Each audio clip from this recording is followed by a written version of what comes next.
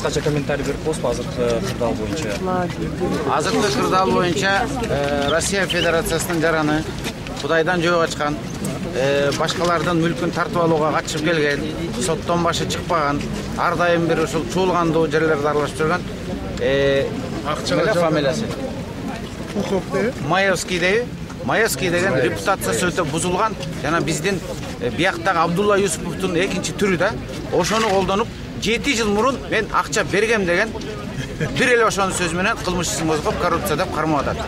Эгерде урматтуу журналисттер, урматтуу кыргызстандыктар, эгерде мына 7 жыл мурун мен баланчага акча бергем деп камай баштаса, анда эртең Кыргызстандын ар бир жаранына бирөөнүн жазган арызы менен иш козгосо болот. Анткени бул жерде мен юрист катары айтайын. Взятканы, жанагында акча сураганды мынтип далилдеген мүмкүн эмес.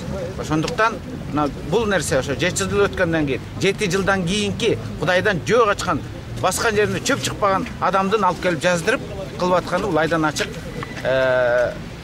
саясий куугунтук.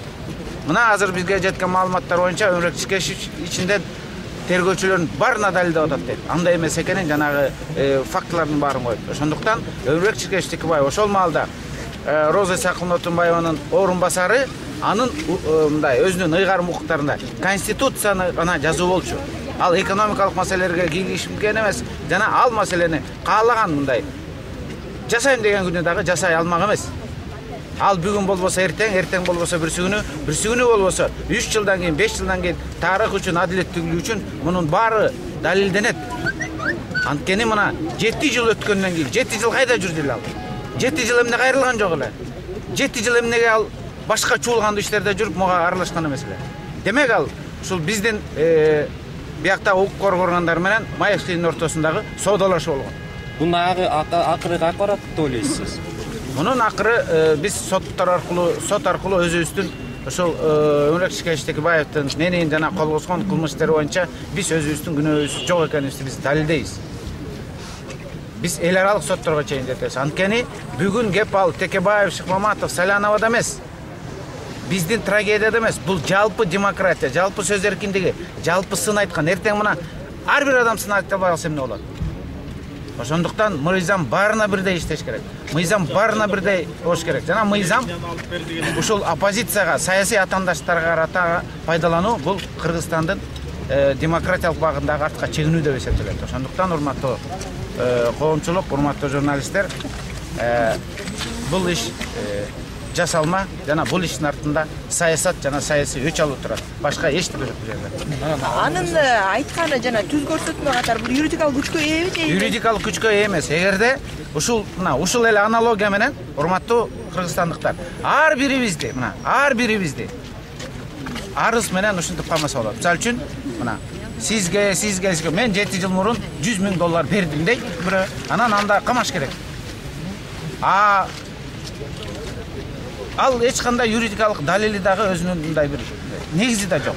7 жыл өткөндөн кийин, даже 7 жыл өтпөгөн күндө дагы келип бирөөнүн арызы менен эле бирөөнү камай берди. Ал үчүн далил болуш керек, ал үчүн бир сөздөр болуш керек, ал үчүн бир толгон токой далил. Кандай далил болуш мүмкүн? Мисалы үчүн күбөлөр болуш мүмкүнбү? Эми миллион алгандай далил болот да. Мисалы үчүн мен деле мына кичине менден 1 миллион алган деп мен арыз жазсам, муну камаш керекпи, например. Алдым деп. Мына юридикалык жагынан юридика жагынан да. Анан юридикалык жагын айтып атпайм сизге. Ошондуктан урматтуу туугандар, ишенем деген киши ишенет. Ишенгиси келбеген боо жеринде кара ташы барлар ишенбейт. Ушинтип эле тура берет. Жок, алган эмес. Мына сизди деле баланча алган, же адам өлтүргөн деп койсо эле камап коюш керекпи? Далил сурайсыз да. Подтверждение. Аэропортко сиз алып партияны жыйнап отурду. Аэропортко мен барган эмесмин, журналист. Мындан кийинки партиянын кадамдары кандай? Мындан кийин Биз партия азыр штаб түздүк. Өзүбүздүн ошол талапташтарыбыз эртеңден баштап ошол түшүндүрүү иштерин жүргүзүп баштайбыз. Жана биз ошол чукул арада партиянын жыйналыштарын өткөрөбүз. Бүт жерлерде. 48 саат бүрсүгүнүп өтөт да? 48 саат бүрсүгүнүп өтөт. Ошону убакытка чейин булар кой бербеген болуп. 48 саатка чейин соттун санкциясы керек. Азыр айыбы угулуп Айыбы угулган жок. Азыр 48 саатка шектүү катары кармалып, ГКМдын СИЗОсуна камашты.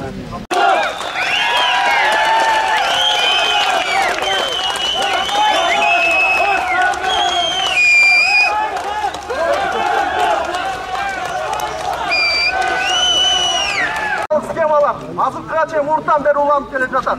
Bul biyilik kelgenden başlap, 2010 yılı kelgenden başlap. Enki söz, Çangı Musa Sayısı Kırmızı Nökülü, Mavli Alaskar'daki.